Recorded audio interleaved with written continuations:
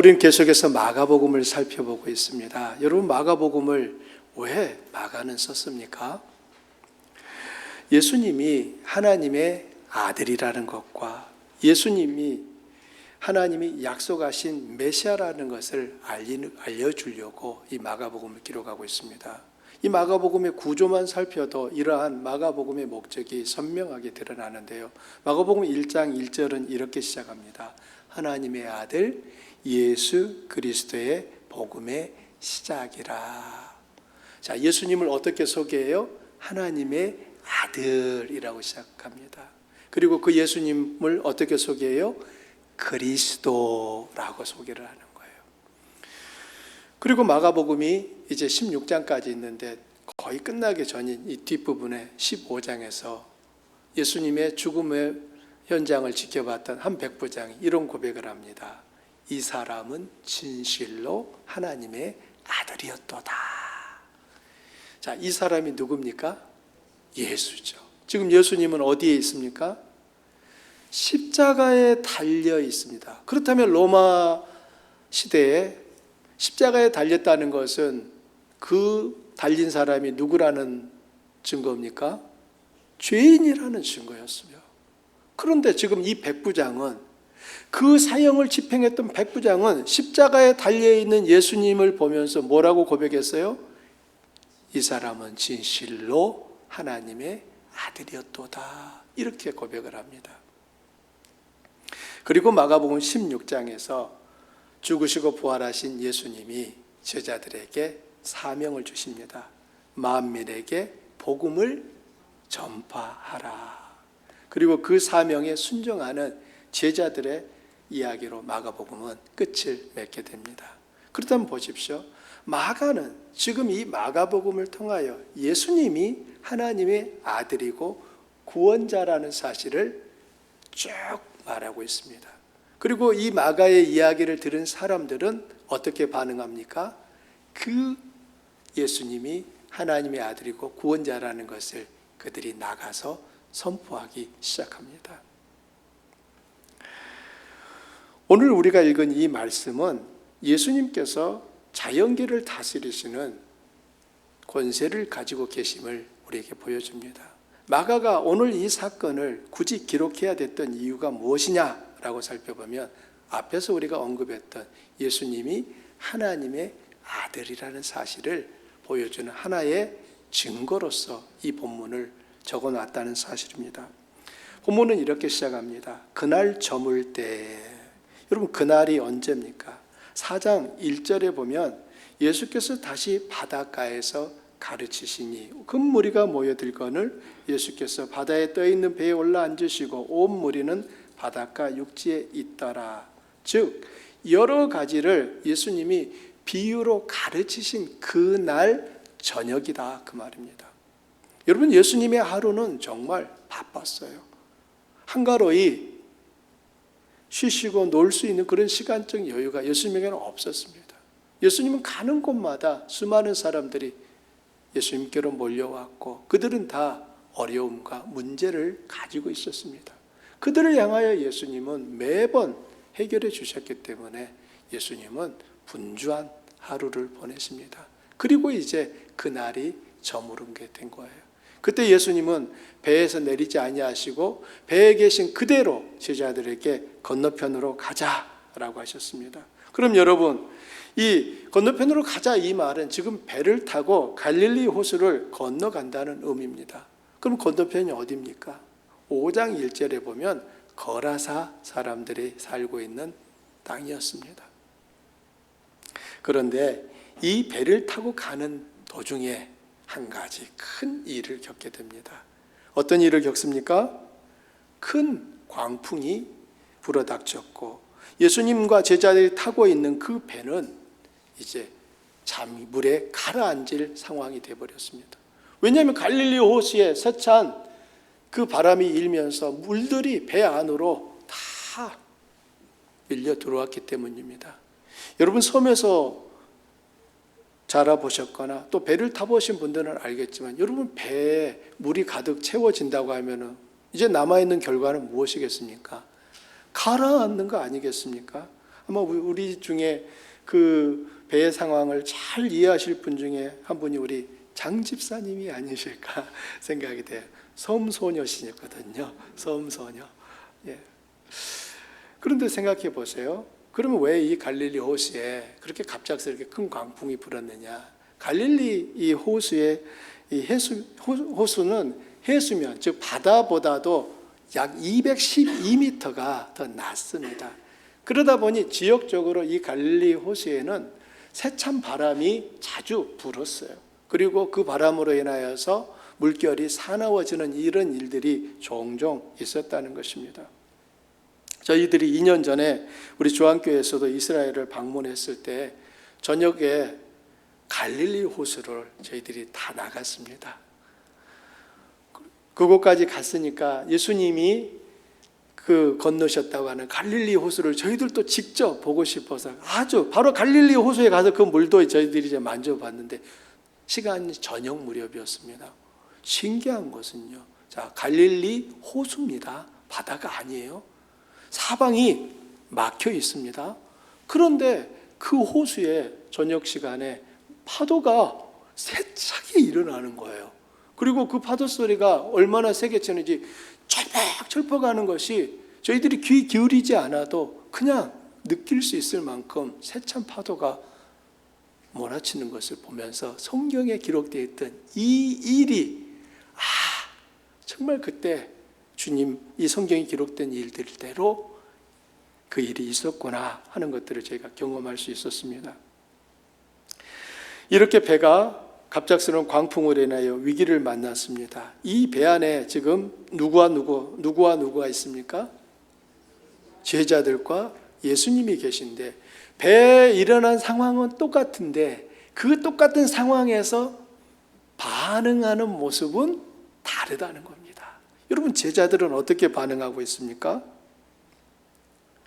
제자들은 지금 보니까 난리가 난 거예요. 지금 오늘 우리 말씀 한 구절에는 38절에 보면 예수께서는 고물에서 베개를 베고 주무시더니 제자들이 깨우며 이르되 선생님이여 우리가 죽게 된 것을 돌보지 아니하시나이까, 이렇게 간단하게 기록되어 있습니다. 하지만 그 상황을 조금만 우리들이 떠올려 본다면 지금 예수님은 배에서 주무시고 잠을 자고 계시고 제자들은 잠잘 생각은 할 수도 없어요. 지금 제자들은 난리가 났어요. 지금 배에 물이 가득 차고 차 들어왔으니까 누군가는 그 물을 퍼내느라고 막 정신이 없었을 거예요. 그 중에 어떤 제자가 가서 예수님에게 이제 예수님을 깨우는 겁니다. 뭐라고 깨웠어요? 우리가 죽게 되었는데 이대로 내버려 두십니까? 하면서 예수님을 깨우는 겁니다. 즉 이 상황은 제자들이 지금 극심한 공포에 눌려 있다는 것을 생각해 볼 수 있습니다. 그러나 여러분, 예수님은 그렇다면 그 상황 속에서도 어떻게 깊은 잠을 주무실 수 있었을까요?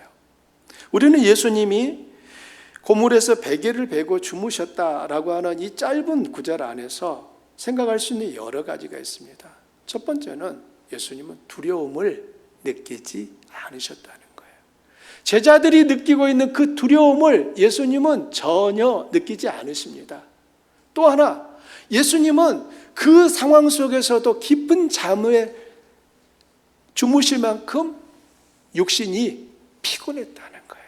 여러분, 우리도 하루 온종일 고된 일을 하고 나면은 그날 저녁에 옆에서 무슨 일이 일어나는지 상관없이 그냥 깊이 자지 않습니까? 예수님은 피곤하셨어요. 어떤 분들은 예수님 하나님 아들인데 어떻게 피곤할 수가 있냐고, 예수님도 피곤하면 나하고 똑같은 거 아니냐고 이렇게 말씀하실 수 있는데, 여러분, 예수님은 우리와 똑같은 육체를 가지고 계셨습니다. 그러나 그분과 우리가 결정적으로 다른 것 한 가지를 꼽으라면 무엇입니까? 우리는 죄가 있지만 예수님은 죄가 없는 분이셨어요. 우리는 인성만 가지고 있지만 그분은 하나님이시기에 신성도, 신의 성품도 함께 가지고 계셨습니다. 그러므로 예수님은 완전한 하나님이시고 완전한 사람이셨다는 거예요. 이 모습을 잘 보여주는 것이 고물에서 베개를 베고 주무시는 예수님인 것입니다. 제자들은 죽음에 대한 두려움을 가지고 어찌할 바 모르고 있는데, 여러분 이런 생각을 해봅니다. 지금 제자들은 그 배에 누가 함께하고 계시는 사실을 잊어버리고 있는 거예요. 예수님이잖아요. 잠을 깊이 주무실 만큼 전혀 두려움을 느끼지 않는 그 예수님이 그 배에 계신데도 제자들은 두려움에 완전히 찌들려 있는 것입니다. 왜 그럼 제자들은 이런 큰 두려움을 느꼈을까요? 상황이 그렇습니다. 지금 배가 뒤집힐 상황이 됐으니 두려움 느낄 수 있죠. 그런데 예수님은 그럼 왜 두려움을 안 느끼십니까? 상황 때문이 아닌 거예요. 상황 때문인 것처럼 보이지만 그 상황은 이 제자들의 연약한 믿음을 보여줍니다. 자, 이 제자들의 믿음의 상태를 보일 수 있는 단서가 있습니다. 이들이 예수님을 어떻게 부릅니까? 38절에 보면은 선생님이여 라고 불렀어요. 선생님이여. 나중에 이 사도행전에서 이 제자들은 예수님을 어떻게 부릅니까? 주여 라고 부릅니다. 복음서에서도 후반부로 가게 되면 제자들은 예수님을 어떻게 부릅니까? 주여라고 부릅니다. 하지만 이때까지 제자들은 예수님을 어떻게 불렀어요? 선생님으로. 헬라어를 보게 되면 이 부분이 더 명확해집니다. 주여라고 하는 것은 큐리오스 또는 큐리에라고 하는 말이에요. 주여할 때 큐리에라고 이렇게 불러요. 그러나 선생님이야 이 말은 디다칼로스라는 단어를 쓰고 있어요. 전혀 다른 의미입니다. 디다칼로스라고 하는 이것은 말 그대로 랍비 정도예요. 어떤 가르침을 전해주는 스승 정도로 생각하고 있는 것입니다. 그러니 이 제자들이 그곳에 하나님의 아들이 그 배에 계심에도 불구하고 이런 공포를 느낄 수밖에 없었던 것이 어찌 보면 당연한 일입니다. 잠에서 깨신 예수님은 그 바람을 향하여 이렇게 말합니다. 바람을 꾸짖으시고 바다에게 잠잠하라, 고요하라 라고 말씀합니다. 여러분, 예수님의 그때 이 목소리 톤은 어느 정도 됐을까요? 엄청 컸을까요? 아니면은 평상시에 말씀하시는 정도의 그 톤이었을까요? 여러분 혹시 굿 하는데 굿판을 본 적이 있으십니까? 굿판을 보면은 그 굿을 진행하는 무당의 용한 정도가 보입니다. 여러분 보통 굿을 할 때 정말 신령한 무당은 무슨 일까지 합니까? 아주 날을 새파랗게 갈아서 머리카락 하나를 뽑아가지고 위에 탁 놨을 때 딱 가운데가 잘라질 만큼 날이 선 그 작두 위에 올라갑니다. 여러분 굉장하죠. 일반인이 그 작두 위에 올라가면 무슨 일이 일어나겠습니까? 발이 동강하고 아마 잘라질 거예요. 그런데 그 무당은 그 서슬이 펄은 작두 위에 올라서서도 해를 당하지 않습니다. 그리고 오히려 그 위에서 전복 춤을 춰요. 그러니까 사람들은 어떻게 생각합니까? 우와, 저 무당 진짜 용하다 이렇게 말하고 생각하고 그 무당이 말하는 것은 다 믿잖아요. 왜냐하면 나보다 더 용하니까 이렇게 되는 거예요. 그래서 주로 이런 무당들은 굉장히 굿판을 벌릴 때 화려한 액션을 많이 막 합니다. 막 전부. 그리고 여러분 무당이 그 존댓말을 쓰시는 거 본 적 있으십니까? 나이 상관없이 무조건 하대 반말을 하지 않습니까? 그것은 자기가 그 어떤 사람보다도 더 권위가 있다 하는 것을 은연중에 과시하는 거잖아요. 예수님은 그렇지 않습니다. 성령이 일하실 때는 그런 일이 일어나지 않습니다. 제일 교회 안에서 어렵고 문제되는 분은 우리가 흔히 얘기하는 기도파죠. 기도 많이 한 사람 아닙니까? 그리고 목소리도 나 40일 기도 몇 번 했어. 절야 날마다 해. 뭐 이런 목소리를 내시면서 그냥 한 방에 확 들으시잖아요. 너 기도 안 해서 그래. 딱 한마디 하면은 성도들은 또 기도가 충분할 만큼 했다라고 자신할 수 있는 성도가 어디 있어요? 오히려 기도를 하는 성도일수록 너 기도 안 해서 그래. 그러면 맞아요. 제가 기도가 부족하죠. 이렇게 인정하잖아요. 그러니 그 말 한마디에 다 엎드리잖아요. 그건 참된 성령의 역사를 따르는 모습이 아닌 거예요. 성령은 거룩한 영이고 겸손하고 평강과 화해를 이루시는 분이십니다. 그렇기 때문에 무당이 자기를 그렇게 여러 액션을 통하여 자신의 어떤 자신을 과시하고 드러내야 될 필요가 예수님에게는 전혀 없으셨어요. 잠잠하라, 고요하라, 이 말은 그 배에 있는 제자들만 들을 정도로 하셨을 거예요. 저 갈릴리 호수 건너편에 있는 거라사 사람들의 귀에까지 잠잠하라, 고요하라, 그 목소리 들리게 하실 필요도 없었을 거예요. 예수님은 주무시다가 일어나서 잠잠하라, 고요하라, 그 말씀만 하신 거예요. 결과는요, 방금 전까지 그렇게 세차던 바람과 파도가 잠잠해진 것입니다. 할렐루야. 여러분이 그 배에 타고 있었다고 생각을 해보세요. 지금 이제 곧 배가 뒤집힐 것 같은 상황입니다. 그런데 예수님이 잠에서 깨어가지고 뭐 별다른 뭐 액션을 취한 것 없이 그냥 한 말씀 툭 던지시는 거예요. 잠잠해, 고요해. 그 한 말씀에 두 마디도 아니에요. 한 번 하셨어요. 예수님이 10번 하실까요? 잠잠해라, 고요해라 10번을 했을까요? 그럴 리가요. 예수님은 한 번밖에 안 하셨어요. 그런데 그 한 번의 말씀 앞에 모든 상황이 종료됐습니다. 할렐루야. 왜 이런 일이 가능합니까?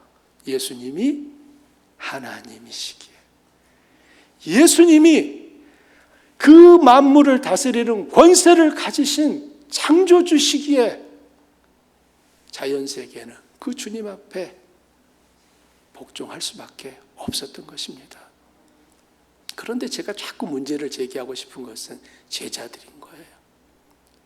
그 제자들은 그 예수님과 계시면서도 왜 그렇게 두려움에 우리가 죽게 되었나이다 하는 이 죽음을 생각해야만 할 만큼 극심한 공포를 느낍니까? 예수님이 우리에게 답을 주십니다. 40절에 예수님이 이렇게 제자들에게 말씀합니다. 어찌하여 이렇게 무서워하느냐?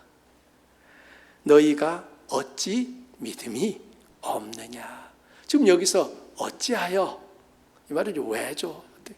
이 말은 지금 예수님이 이 말씀 속에는 어떤 의도가 담겨 있는 거예요? 어떤 뜻이 담겨 있는 거예요? 너희들 무서워하면은 안 되는데 이 말씀을 하는 거예요. 그런데 예수님은 그들이 무서워한 이유가 무엇과 연결이 되었다고 말씀합니까? 믿음이 없는 것과 연결이 되어 있다는 거예요. 그럼 우리는 이렇게 정리할 수 있죠.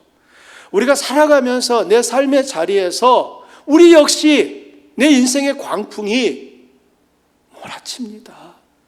그 광풍 앞에서 내가 제자들처럼 이렇게 두려움을 느끼고 있다면 지금 나에게 무엇이 부족한 것입니까? 믿음이 부족한 거죠. 예수님이 그 자리에 안 계셔서가 아니에요. 제자들이 타고 있는 그 배에 주님은 분명히 처음부터 지금까지 같이 계십니다. 그러나 제자들은 그 상황을 알지 못해요.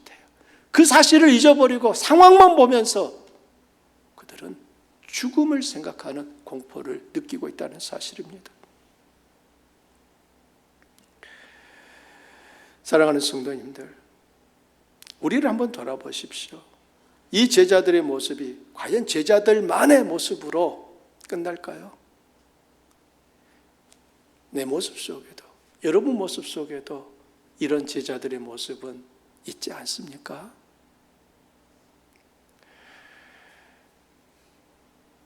두려움을 이기는 해결책은 믿음입니다. 예수님에 대한 신뢰가 크면 상대적으로 두려움은 작아집니다. 여러분 한번 우리 연습해 보시죠. 자, 양발을 옆으로 펴 보십시오. 자, 한쪽에 두려움이 있습니다. 왼쪽에 두려움, 오른쪽에 믿음이 있어요. 자, 보십시오. 여러분 양팔이, 자, 두려움이 크다는 것은 어떤 의미? 믿음이 작다는 거예요. 그러면은 이 두려움이 더 무겁겠죠. 반대로 믿음이 크다고 하면은 두려움은 작아지는 거예요. 여러분 이 원리예요. 이 원리. 두려움과 믿음은 우리 인생 가운데 늘 우리 안에 둘 다 있습니다. 하지만 내 안에 믿음이 크면 상대적으로 두려움은 아무 문제가 되지 않습니다. 사실 두려움이 느껴지지 않습니다. 두려움 대신 뭐가 가득할까요? 평강이 가득하죠. 평강이.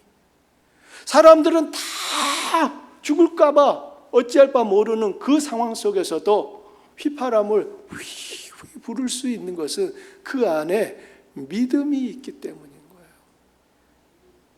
저는 우리 주한 성도님들의 삶이 이 땅을 살아가는 동안 주님으로 인하여 휘파람을 부르실 수 있는 믿음의 충만한 은혜가 있기를 축복합니다. 내가 다른 것을 준비하기보다 나와 함께 하시는 그 주님에 대한 믿음이 내 안에 더 성장하기에 힘을 쓰셔야 됩니다. 제자들은 이 일을 겪으면서 한 가지 질문을 던집니다. 그가 누구이기에? 영어 표현으로는 Who is this? 이 사람 누구야? 이 말인 거예요. 지금 제자들이 왜 이 질문을 던졌습니까? 그 세찬 바람과 바다가 말씀 한마디에 잔잔해지는 걸 보면서 제자들에게 떠오른 생각, 이분 누구야? 이 고백이, 이 질문이 떠오른 거예요. 그러면 사랑하는 성도님들,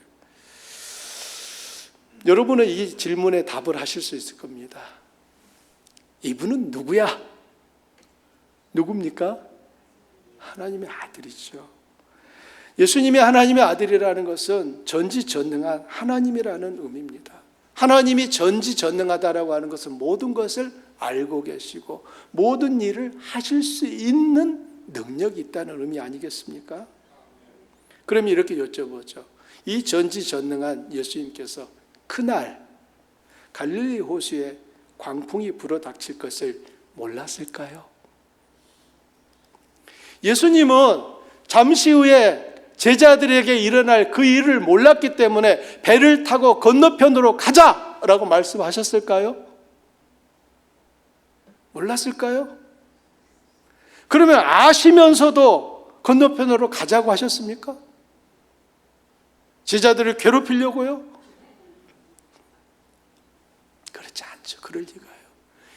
전지전능하신 예수님은 그날 잠시 후에 배에 불어닥칠 광풍을 이미 알고 계셨습니다.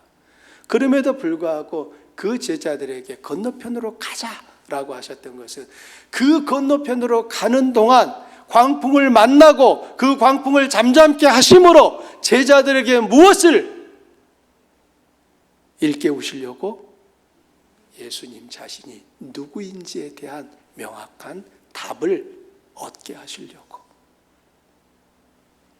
이걸 어려운 용어로 허용이라고 합니다. 허용.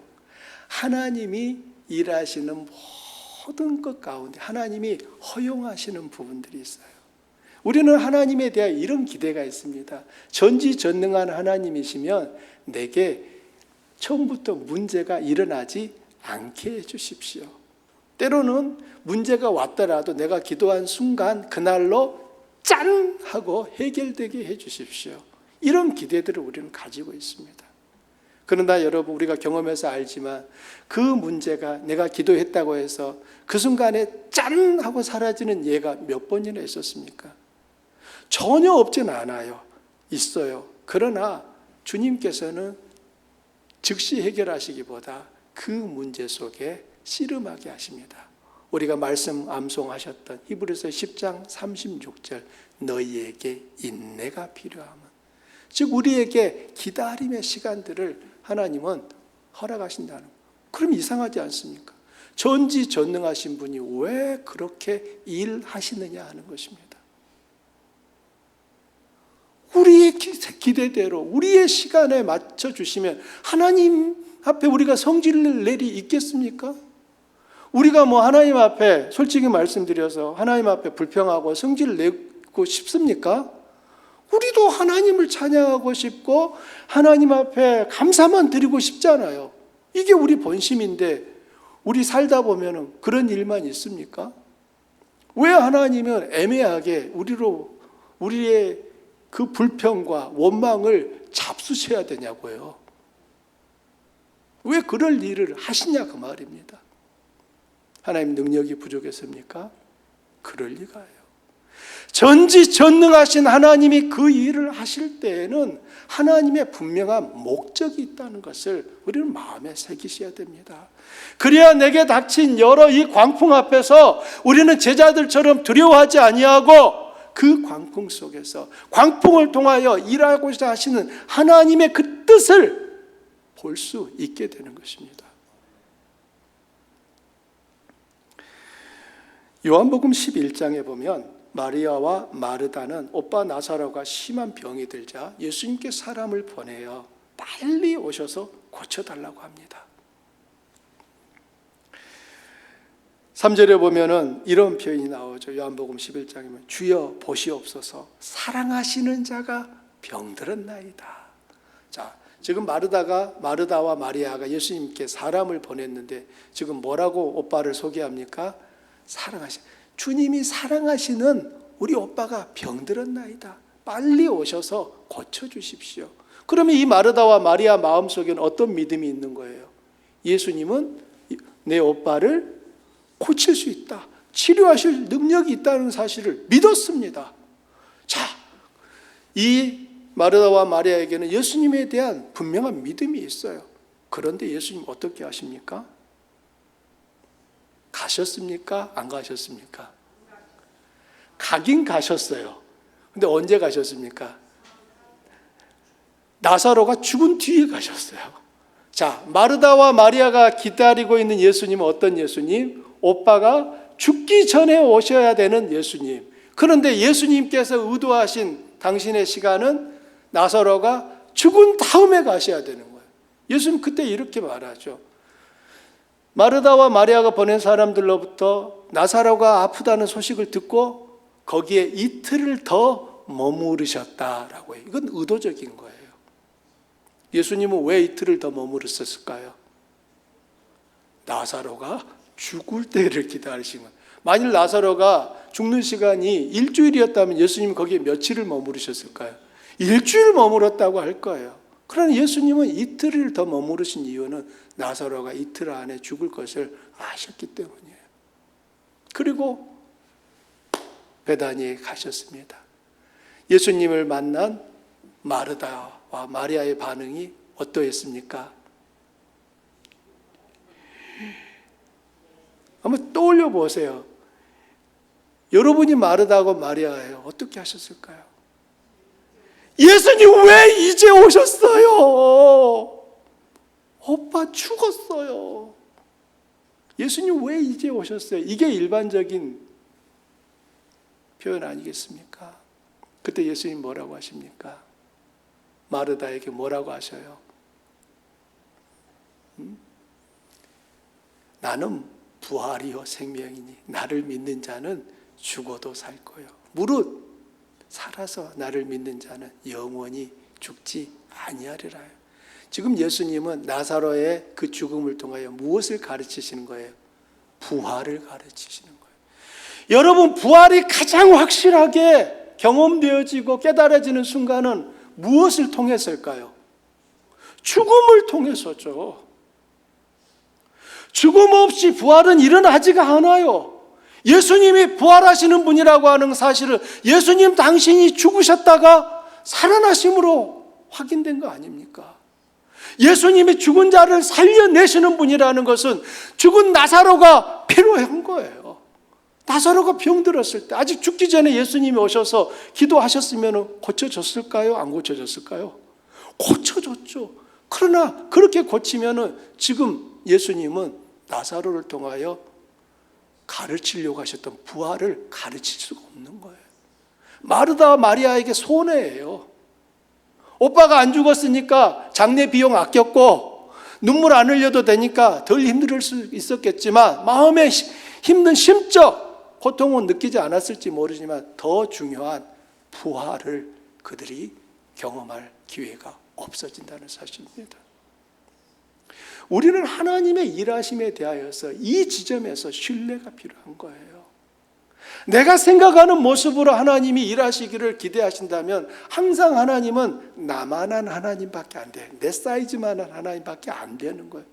여러분 선택하십시오. 하나님이 여러분만한 하나님이기를 원하십니까? 아니면 여러분이 측량도 못할, 때로는 이해가 안 돼서 막 불평하고 원망하고 하나님 왜 이렇게 하시냐고 막 속상해야 될 만큼 그런 크신 하나님이시길 원하십니까?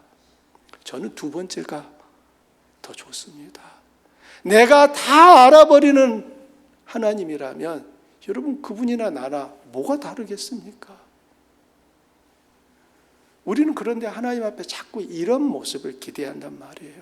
내가 이해할 수 있는 하나님, 내가 다 그분의 일하심을 알 수 있는 방식으로 일해달라고 우리는 하나님 앞에 자꾸, 제가 이 표현을 조금 이제 더 실제적으로 느끼시라고, 마치 예수님의 이 멱살을 잡고 내가 원하는 대로 해달라고 흔드는 그런 모습이 우리 성도님들의 모습 속에 있지 않은가 돌아보자는 것입니다. 오늘 우리는 광풍을 잠잠케 하신 이 사건 사실 다 알고 있는 일이에요. 그러나 다시 이 말씀을 우리의 삶 속에 적용하고 싶은 것은 전지전능한 하나님이 내 삶에 광풍을 허락하시는 이유와 목적이 있다는 사실을 기억하자는 것입니다. 배달이 잘못돼서 나한테 온 게 아니라 하나님이 정확하게 수신인을 알고 보내신 거라는 것을 우리가 기억하자고요. 내 삶에 광풍이 오는 것은 하나님이 나를 보호하실 능력이 없거나 나를 미워하시거나 사랑하지 않아서가 아닙니다. 하나님은 그 광풍을 도구로 사용하여 나를 더욱 단련하십니다. 그 광풍 사건이 없었다면 제자들은 예수님에 대한 그 인식이 어떠했을까요? 바람과 파도를, 즉 자연세계를 다스리시는 예수님의 권세를 그들이 볼 수 있었을까요? 못 봤을 거예요. 못 봐요. 저는 제 인생 가운데 가장 큰 감격과 더불어 충격이 제 아내가 출산하는 장면이었습니다. 물론 출산 전에 저와 아내는 의논을 했어요. 야, 우리는 분만을 하는 모든 과정을 볼 수 있는 병원을 찾자. 그리고 그 분만실에 내가 같이 가서 그 모든 시간을 같이 보냅시다 라고 했습니다. 이유는 간단해요. 바울의 그 말 한마디 때문에 내가 교회를 위하여 다시 해산하는 고통을 감내하노라. 도대체 해산하는 고통이라고 하는 게 무엇인지 제가 알 도리가 없잖아요. 그래서 제일 좋은 방법은 해산하는 사람 옆에 서서 지켜보는 것이었는데 제가 옆집 아가씨, 아줌마가 출산할 때 들어갈 수는 없잖아요. 그래서 저희 집에 그 일이 일어날 때 들어갔습니다. 저는 그때 정말 놀랐어요. 생명이 생명을 낳는구나. 그리고 어떤 분들은 저에게 막 목사님 너무하다고 하시는데 무통주사도 안 놔줬어요. 있는 그대로 하나님께서 지으신 창조의 방식대로 출산하는 것을 그대로 진행하자. 그러니 저는 아내가 고통하는 것을 역력하게 다 볼 수 있었습니다. 생명이 생명을 낳는다는 사실을 정말 그때 저는 확실하게 알았습니다. 한 생명이 태어나기 위해서는 한 생명이 죽어야 되는구나. 아내는 말 그대로 그 한 생명을 낳기 위하여 자기 목숨을 걸었습니다. 예수님이 우리를 살리기 위하여 어떻게 하셨습니까? 죽으신 거예요. 예수님이 죽지 않으셨으면 저와 여러분은 살 수가 없는 것입니다. 우리에게 생명은 없는 거예요. 우리가 얻은 생명은 예수님의 죽음을 통하여서 예수님의 죽음의 대가로 우리에게 주어진 사실입니다. 한 생명이 한 생명을 낳을 수 있다라고 하는 그 사실 앞에서 우리들은 항상 하나님 앞에 그분을 더욱 신뢰하는 그 자리까지 나아갈 수 있기를 바랍니다. 하나님을 신뢰하십시오. 예수님은 제자들과 함께 그 배에 타고 계셨습니다. 그 예수님은 여러분 인생에도 함께 타고 계심을 믿으시기 바랍니다. 제자들과만 같이 타고 계시고 내 보트에는 안 타고 계신 예수님이 아니란 말이에요. 내 인생이라고 하는 보트에도 예수님은 함께 그 자리에 계심을 여러분 믿으시기 바랍니다. 우리가 해야 하는 일은 제자들이 살려달라고 예수님을 깨운 것처럼 우리 역시 주님께 더 가까이 나아가는 것입니다. 내 인생의 광풍이 몰아치지 않기를 바라신다면 결코 이루어지지 않을 기도 제목입니다. 내 인생에 광풍 옵니다. 그때 우리가 해야 될 일은 예수님을 깨우는 거예요. 예수님께로 더 가까이 나아가는 거예요. 그 주님이 이 배에 나와 함께 계시다는 사실을 내 마음속에 기억하는 거예요. 그리고 그 광풍을 맞이하시면 그 광풍이 에어컨 바람처럼 선선하게 느껴지지 않겠습니까?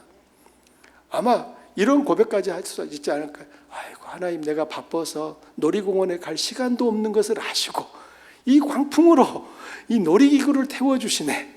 이런 고백까지 할 수 있지 않을까요? 맞아요. 우리 인생 가운데 술을 먹어야만 흥겨운 게 아니라 성령이 우리 안에 충만하면 술 먹은 사람 이상으로 더 기뻐하고 행복할 수 있지 않습니까? 하나님이신 이유는 그분은 창조하시고 보존하시고 통치하시는 분이기 때문입니다. 하나님의 모든 사역들은 완전하며 신실하며 진실하고 자비롭고 공의로우십니다. 하나님은 졸지도 않고 자지도 않고 피곤하지도 않고 지치지도 않으십니다.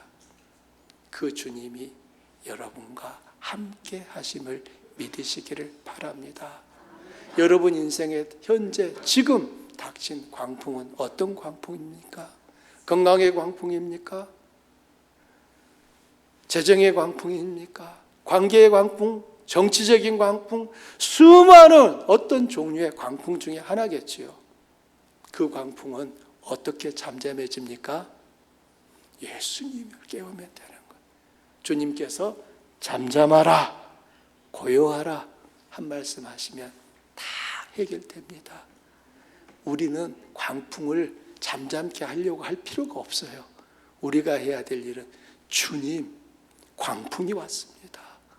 주님을 깨우시면 주께서 광풍은 잠잠케 하시는 것입니다. 우리 함께 말씀을 생각하며 기도하겠습니다.